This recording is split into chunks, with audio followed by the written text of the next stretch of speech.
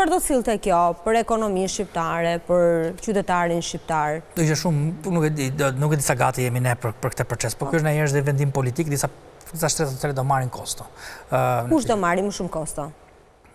Jo, qytetarët do marrin kosto dhe sektor të caktuar. Për shembull bujqësia, sektor që janë të papërgatitur në këtë rast. Po prapë, unë kam këtë përshtypjen, nëse BE-ja ka vullnet politik, është diçka e zgjidhshme.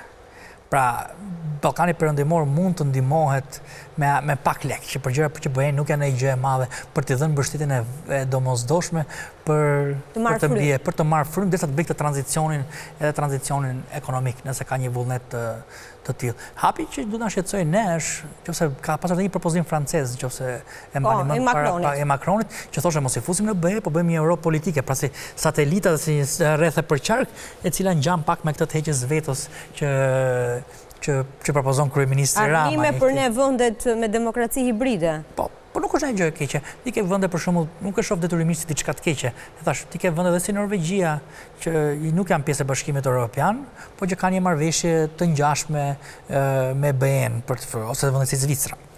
Të tilla që nuk janë. Puna është duam të bëjmë ne këtë gjë.